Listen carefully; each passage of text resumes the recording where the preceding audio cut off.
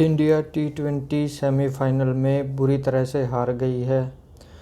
तो उसकी वजह से बहुत ज़्यादा डिमांड हो रही है, बहुत ज़्यादा भार पड़ गया है टीम इंडिया सिलेक्शन बोर्ड पे कि इस टीम में फेरबदल किए जाएं और रोहित को T20 कप्तानी से हटाया जाए।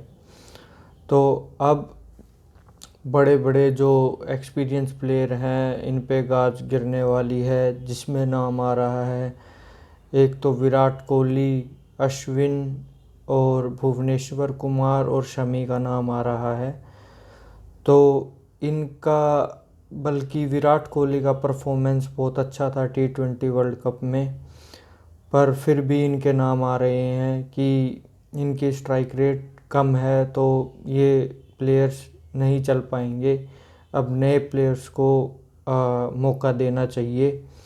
तो अब 2024 में T20 वर्ल्ड कप है, तो उसके लिए भी प्लेयर्स के चयन होने हैं। तो उसके लिए भी तैयारी करनी है टीम इंडिया को कि 2024 में किन प्लेयर्स को आगे लेके जाया जाए। तो अब बात यह है कि अब न्यूजीलैंड के साथ भी 3 मैचेस T20 के खेले जाने हैं और 3 मैचेस वनडे के खेले जाने हैं। तो जिसमें T20 की कप्तानी की मेज़बानी संभालेंगे हार्दिक पांड्या और वनडे की संभालेंगे शिखर धवन, और उप कप्तान KL राहुल को बनाया गया है। तो KL राहुल को भी एक मौका दिया गया है अपने आप को साबित करने का। अगर वो नहीं कर पाते तो उनका भी आगे का फ्यूचर ज़्यादा नहीं है टीम इंडिया के लिए। और एक मौका भुवनेश्वर कुमार को दिया जाएगा, वो भी इस सीरीज़ में टीम इंडिया के साथ जा रहे हैं। अगर उनका अच्छा प्रदर्शन होता है न्यूजीलैंड के खिलाफ तो उनको आगे सिलेक्शन के लिए लिया जाएगा, नहीं तो उनका भी करियर खतरे में है। बाकी 3 प्लेयर्स का नाम ऐसा आ रहा है जिनका करियर लगभग ख़त्म ही है। एक तो अश्विन, दूसरा शमी और तीसरा भुवनेश्वर कुमार। इनका तीनों का नाम आ रहा है। तो इनके लिए भी, और नहीं भुवनेश्वर नहीं, दिनेश कार्तिक का नाम आ रहा है। ये तीनों का वर्ल्ड कप के लिए चयन लगभग ना के बराबर ही है, मतलब आगे के मैचेस के लिए T20 के लिए। तो अब बात ये है कि अब टीम इंडिया के लिए बहुत सी मुश्किलें बढ़ गई हैं ये, क्योंकि ये सेमीफाइनल में ही बुरी तरह इंग्लैंड से बाहर हो गए थे। तो अब जो हार्दिक पांड्या है उसने ये जोर दिया है कि मैं इन पुराने प्लेयर्स के साथ आगे नहीं कप्तानी करना चाहूँगा, मुझे चाहिए नए प्लेयर्स, जो नया यंग टैलेंट चाहिए। तो अब बात यही है कि टीम में किस किस को जगह मिलेगी और किस किस को निकाला जाएगा, ये एक बहुत बड़ा चिंता का विषय बन गया है। तो अब जो न्यूजीलैंड के खिलाफ मैचेस होने हैं वो 18 तारीख से ही स्टार्ट हो जाएगी T20 के। तो अब देखने लायक बात यही होगी कि कौन अपनी जगह पक्की कर पाएगा और कौन नहीं कर पाएगा।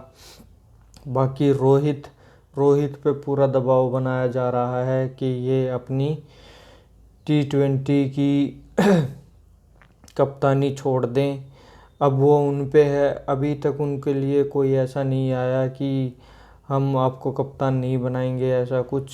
तो अभी उन्हीं के हाथ में है। अगर वो चाहेंगे कि भाई मैं नहीं करना चाहूँगा T20 की कप्तानी, तो फिर वो टीम मैनेजमेंट कोई नया बंदा देखेगी, और जब तक नहीं है तो तब तक यही संभालेंगे।